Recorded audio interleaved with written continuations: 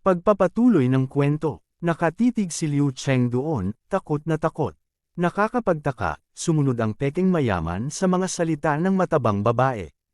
Lumapit siya at sinampal ang mukha ni Liu Cheng na nagdulot ng malinaw na sakit.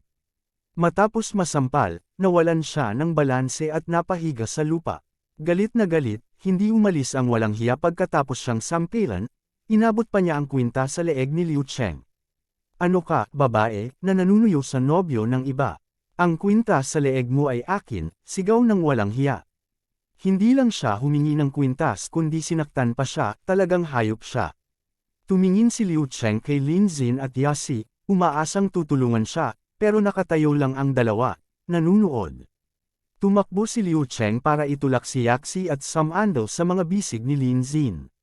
Lin Xin, sa puntong ito, lahat ng mga dating damdamin at koneksyon ay naglaho na parang usok. Sa malamig na paraan, itinulak ni Lin Xin si Liu Cheng palayo, tila banayad ang pagtulak pero napahiga pa rin si Liu Cheng, ang green tea girl, sa lupa. Si Lin Xin ay lumakad palayo ng malamig. Walang bakas ng mga nakaraang damdamin, iniwan ni Lin Xin si Liu Cheng sa lupa. Tumingin siya kay Lin Xin at tumigil, ang mukha niya ay parang nagmamakaawa, ngunit nakatayo lang sila. Nakakapagtaka, tumaas pa ang pabor ni Liu Cheng kay Lin Xin kahit sa malamig niyang ugali. Sa kabilang banda, ang matabang babae ay kinurot ang tenga ng peking mayaman at hinayla palabas ng tindahan. Tumayo si Yaxi sa likod ni Lin Xin, hindi ko inasahan na si Wang Xiao, ang batang master, ay magiging ganoon. Talagang kaawa-awa si Cheng. Kung si Cheng ay nasa ganitong kaunos-lunos na kalagayan, hindi na maaawa si Lin Xin sa kanya. Lumingon si Lin Xin at ngumiti, ang babaeng gaaman sa pera ay hindi karapat-dapat kawan. Huwag mo siyang pansinin, sabihin mo kung gusto mo pang bumili ng kahit ano.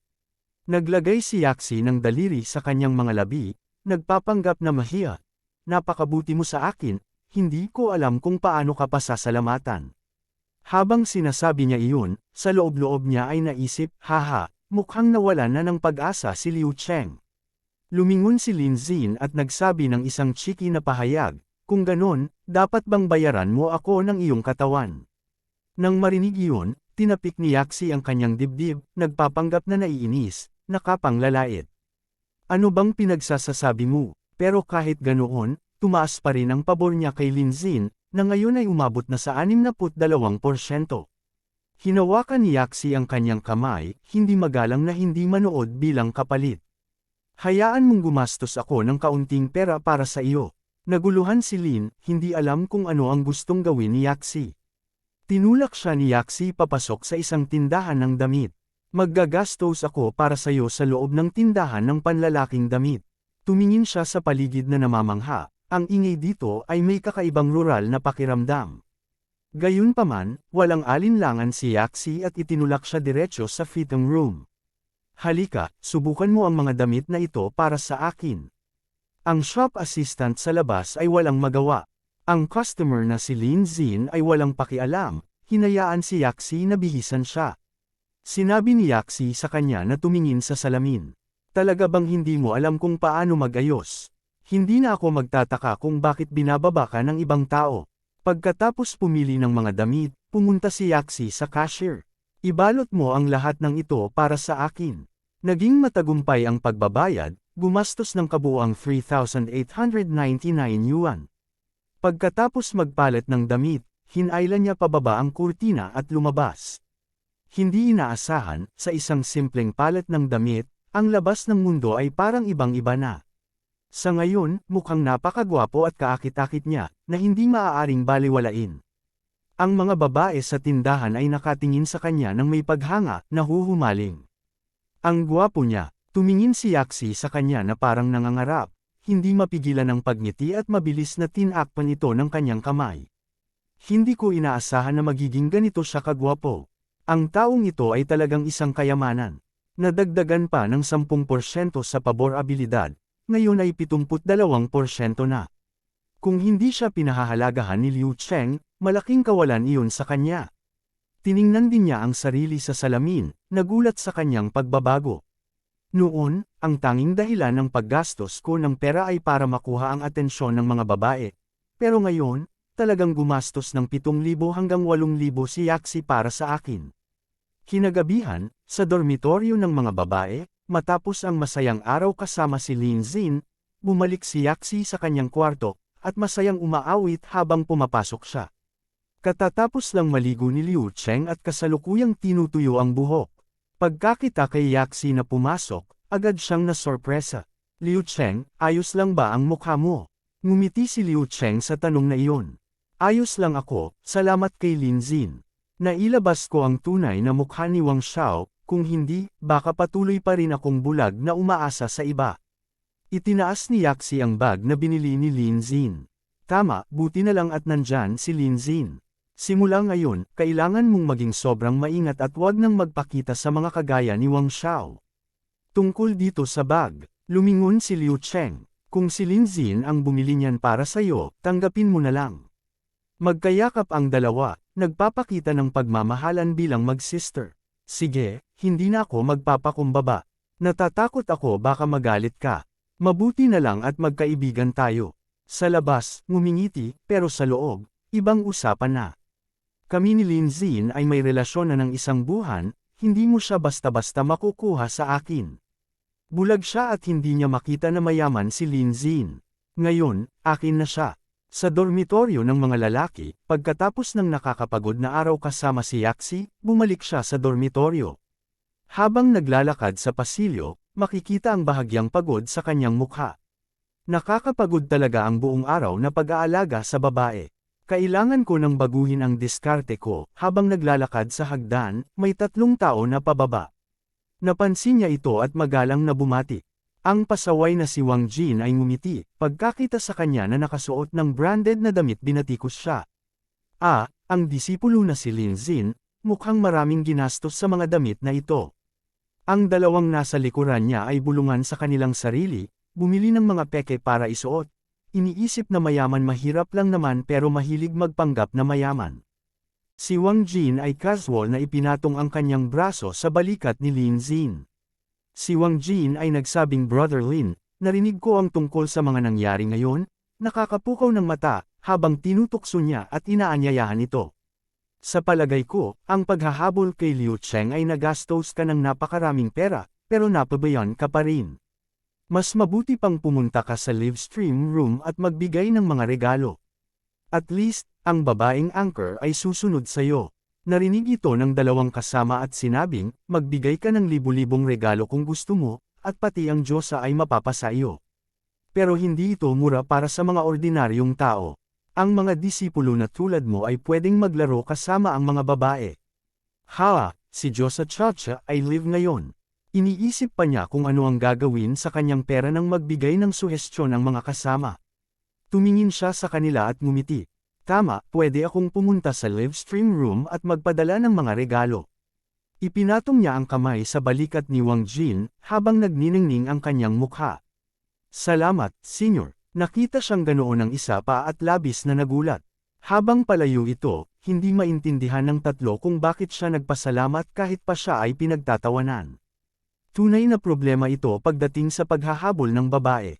Nakakatawa, siguro dapat tayong manood ng live stream ni Chacha. Dahil lumabas na si Chacha, nagpasya silang tingnan ito.